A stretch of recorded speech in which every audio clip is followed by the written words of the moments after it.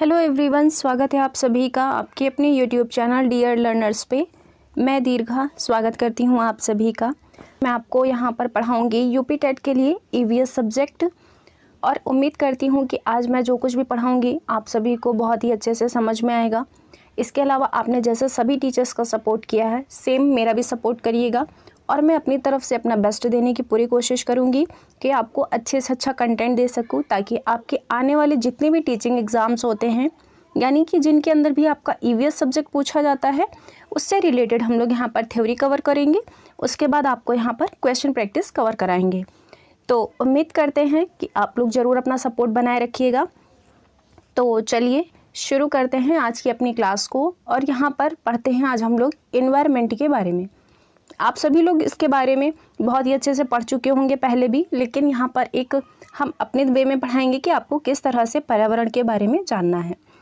तो देखिए यहाँ पर हम बात करने वाले हैं आज जो हमारा टॉपिक है, जैसा कि पहला टॉपिक है हमारा यहाँ पर एनवायरनमेंट का, जिसे हिंदी में क्या कहते हैं, हम पर्यावरण कहते हैं। इतनी बात आप सभी को पता है। अब अगर हम लोग देखते हैं कि आपका जो पर्यावरण होता है इसे कहते क्या है, यानी कि जो आपका पर्यावरण होता है ये किन किन चीज़ों से मिलकर के बना होता है।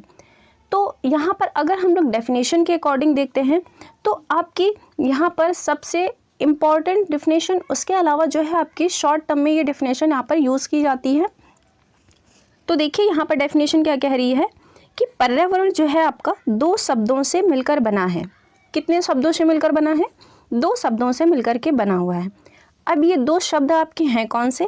एक तो है आपका परि और दूसरा है आपका आवरण। ठीक है, पहला क्या है आपका परि और दूसरा क्या है आपका आवरण। यानी कि ये दो शब्द हो गए, पहला शब्द हो गया आपका परि, देन दूसरा शब्द हो गया आपका आवरण। ठीक है, अब बात आती है ये जो आपके दो शब्द हैं इनका भी कोई ना कोई अर्थ होगा, तो इसको भी हमें समझना जरूरी है।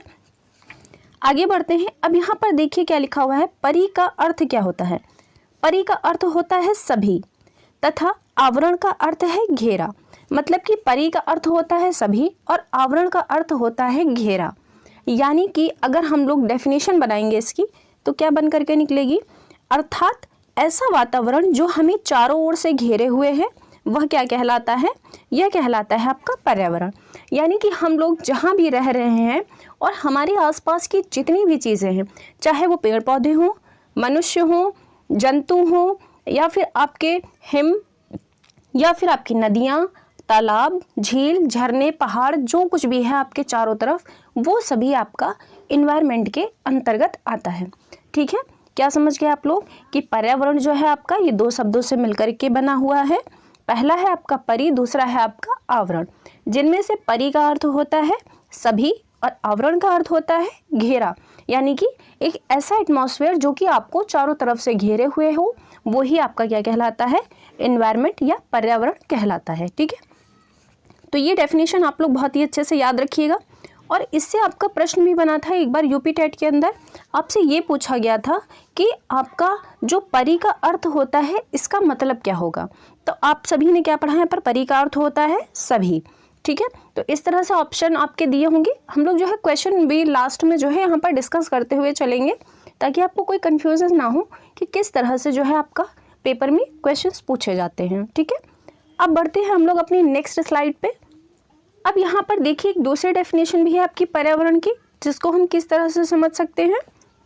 तो देखिए यहाँ पर दिया गया है कि समस्त पृथ्वी पर पाए जाने वाले जल, वायु, भूमि, पेड़ पौधे एवं जीव जंतुओं का वह समूह जो हमारे चारों ओर है, सामूहिक रूप से क्या कहलाता है? पर्यावरण कहलाता है। ठीक है, यानी कि जो आपकी संपूर्ण पृथ्वी है, यानी कि जो भी आपकी पृथ्वी है, इसके ऊपर चाहे वायु हो, भूमि हो, जल हो, जीव जंतु हो, पेड़ पौधे हो, इनका जो भी आपका समूह होगा जो आपके चारों ओर इन्वॉल्व है, वही आपका क्या कहलाएगा? पर्यावरण कहलाएगा। जैसे कि मैंने आपको बताया कि मनुष्य के चारों ओर का वह समूह जिसके अंदर उपस्थित आपकी वायु हो जाएंगी, गैसें हो जाएंगी, पेड़ पौधे हो जाएंगे, इसके अलावा जीव जंतु हो जाएंगे, ये सभी आपका पर्यावरण कहलाता है। तो दूसरी तरह से इस तरह से हम लोग इसे समझ सकते हैं। अब बात आती है कि आपका जो पर्यावरण होता है, क्या जो आपका इन्वायरमेंट होता है, ये कितने भागों में बटा होता है। तो जो आपका पर्यावरण होता है ये दो भागों में बटा होता है। पहला हो गया आपका सामाजिक पर्यावरण दूसरा हो गया आपका प्राकृतिक पर्यावरण। कौन सा? प्राकृतिक पर्यावरण। पहला सामाजिक हो गया और दूसरा हो गया आपका प्राकृतिक पर्यावरण। अब बात आती है कि हमारे लिए इम्पॉर्टेंट कौन सा है और हमें पढ़ना कौन सा है, क्योंकि आप सभी को पता है कि हमें ज़्यादा ज्ञानी नहीं बनना होता है, हमें सिर्फ उतना पढ़ना है जितने से हमारा जो है एग्ज़ाम क्लियर हो सके। तो हम सिर्फ उतना ही पढ़ेंगे, आपका टाइम बिल्कुल भी वेस्ट नहीं करेंगे। बस आपको जो इम्पॉर्टेंट चीज़ें होंगी सिर्फ वही पढ़ाई जाएंगी जो कि आपके एग्ज़ाम के पॉइंट ऑफ व्यू से इम्पॉर्टेंट रहेंगी, ठीक है। तो यहाँ पर अब हमें पढ़ना क्या है? सामाजिक पर्यावरण हमारे लिए इम्पॉर्टेंट रोल प्ले नहीं करता है। इम्पॉर्टेंट रोल कौन प्ले करेगा? ये प्ले करेगा आपका प्राकृतिक पर्यावरण। इस प्राकृतिक पर्यावरण से आपके कई सारे प्रश्न बनते हैं, तो इसको हम लोग डिटेल में पढ़ेंगे।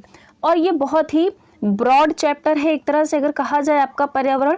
तो अगर आप इसके अंदर जितना कुछ भी पढ़ेंगे वो सब आपको यहाँ पर कम ही लगेगा। तो कोशिश करेंगे कि हम आपको शॉर्ट में पढ़ाएं और उतना पढ़ाएं जितना आपके एग्ज़ाम में आए, ठीक है। तो यहाँ पर अगर हम लोग बात करते हैं प्राकृतिक पर्यावरण की, तो ये आपका जो प्राकृतिक पर्यावरण होता है यह भी आपका कितने भागों में बटा होता है? 2 भागों में बटा होता है। कितने भागों में? 2 भागों में आपका ये भी बटा होता है। ध्यान रखेंगे, पहला घटक कौन सा हो जाएगा? ये होगा आपका अजैविक घटक। दूसरा हो जाएगा आपका जैविक घटक। कौन सा? पहला हो जाएगा आपका अजैविक घटक और दूसरा होगा आपका जैविक घटक, ठीक है। अब चलते हैं हम लोग नेक्स्ट स्लाइड पे और हम लोग इस जो आपके प्राकृतिक पर्यावरण है इसके जो घटक हैं दोनों, इनके बारे में भी डिटेल में पढ़ेंगे, इसकी डेफिनेशन पढ़ेंगे क्योंकि इससे प्रश्न बनते हैं। तो अगली स्लाइड देखिए, यहाँ पर आती है पर्यावरण की, यानी कि जो आपका प्राकृतिक पर्यावरण है, इस प्राकृतिक पर्यावरण के अंदर जो भी चीज़ें इन्वॉल्व हैं उनके बारे में हम लोग पढ़ेंगे, ठीक है। तो पहले हम लोगों ने क्या देखा था? जैविक घटक, उसके अलावा अजैविक घटक। तो पहले हम लोग देखेंगे कि जैविक घटक जो है इसके अंतर्गत क्या क्या चीज़ें आती हैं, ठीक है। क्या देखेंगे? जो जैविक घटक होता है इसके अंतर्गत क्या क्या चीज़ें आती हैं।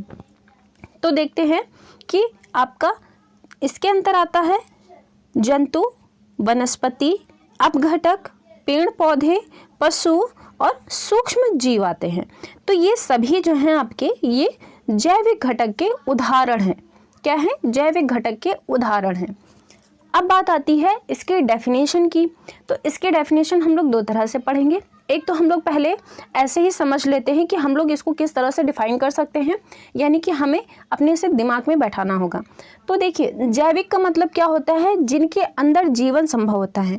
क्या होता है? जिनके अंदर भी लाइफ साइकिल जो होती है आपकी चलती है, वे सभी आपके जैविक घटक के अंतर्गत आते हैं। जिनके अंदर जीवन संभव होगा वे सभी जैविक घटक के अंतर्गत आते हैं। उदाहरण के तौर पे अगर हम लोग देखेंगे तो वनस्पति हो जाएगा, अपघटक हो जाएगा, पेड़ पौधे, पशु, सूक्ष्म जीव, जंतु, अपघटक, ये सभी आपके जैविक घटक के अंतर्गत आते हैं, ठीक है। दूसरी तरफ क्या आता है आपका? अजैविक घटक। अब अगर हम लोग देखते हैं अजैविक घटक के उदाहरण कौन से होते हैं, तो इसके अंदर होता है तालाब, पर्वत, सागर, पहाड़, मैदान, झील, नदी और मरुस्थल। ध्यान रखिएगा इन उदाहरणों को कि आपके जो अजैविक घटक के उदाहरण हैं वो क्या क्या हैं। तो ये सभी हो गए आपके अजैविक घटक के उदाहरण। अब इसकी डेफिनेशन हमें कैसे अपने माइंड में बैठानी है, तो इसको सुन लीजिए आप लोग। देखिए, अजैविक घटक का मतलब क्या होता है? आ मतलब क्या होता है? नहीं, यानी कि जिनके अंदर भी लाइफ साइकिल नहीं चलती है वे सभी अजैविक घटक के उदाहरण होते हैं। यानी कि जिनके अंदर भी लाइफ साइकिल नहीं चलेगी, जिनके अंदर जीवन संभव नहीं होगा, वे सभी आपके अजैविक घटक के अंतर्गत आते हैं, ठीक है। और ये सभी आपके उदाहरण होते हैं।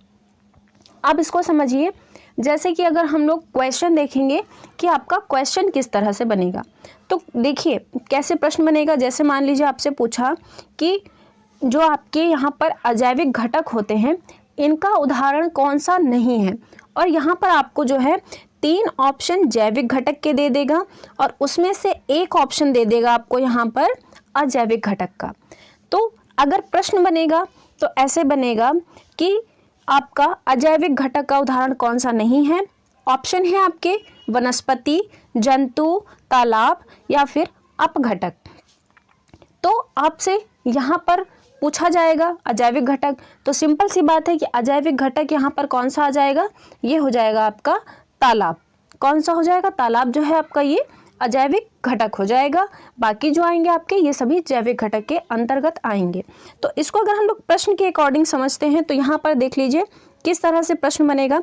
जैसे आपसे पूछ लिया कि इनके अंदर कौन सा अजैविक घटक का उदाहरण नहीं है, शॉर्ट में लिख दे रहे हैं अजैविक घटक का उदाहरण नहीं है, जैविक घटक का उदाहरण नहीं है। अब यहाँ पर आपके ऑप्शन क्या क्या रहेंगे ये आपको देखना होगा। तो पहला हो जाएगा आपका यहाँ पर तालाब, उसके अलावा सेकंड ऑप्शन में क्या हो जाएगा आपका, ये हो जाएगा आपका झील। इसके अलावा यहाँ पर हो जाएगा तीसरे ऑप्शन में आपका यहाँ पर नदी। इसके अलावा अगर हम लोग चौथे ऑप्शन में रखेंगे तो ये हो जाएगा आपका सूक्ष्म जीव। क्या हो जाएगा, सूक्ष्म जीव। अब यहाँ पर पूछा गया है अजैविक घटक का उदाहरण नहीं है, यानी कि तालाब आपका अजैविक घटक का उदाहरण है, झील आपका अजैविक घटक का उदाहरण है, नदी आपकी अजैविक घटक का उदाहरण है, सूक्ष्म जीव आपके ये होते हैं जैविक घटक का उदाहरण। तो आंसर के तौर पे हमारा यहाँ पर चौथा वाला विकल्प जो होगा ये बिल्कुल करेक्ट हो जाएगा।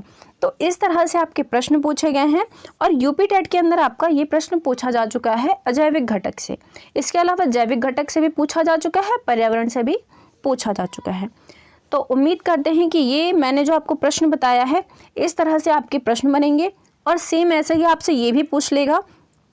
तो अगर हम लोग इसको समझना चाहें यहाँ पर दूसरी तरह से कि आपका प्रश्न जो है किस तरह से बन सकता है, तो अब देख लीजिए यहाँ पर पूछेगा आपसे कि जैविक घटक का उदाहरण नहीं है।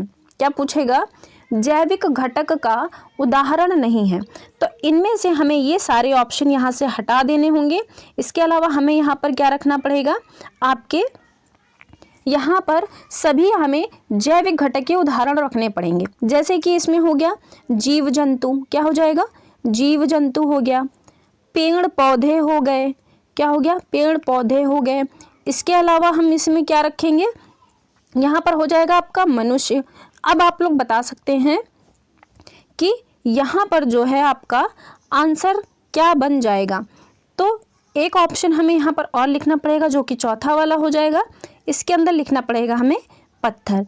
अब क्या बनेगा, जैसे कि जैविक घटक का उदाहरण नहीं है तो जीव जंतु, पेड़ पौधे, मनुष्य ये सभी जैविक घटक के उदाहरण होते हैं, लेकिन जो आपका पत्थर होता है ये जैविक घटक का उदाहरण नहीं होता है क्योंकि इसके अंदर लाइफ साइकिल नहीं चलती है।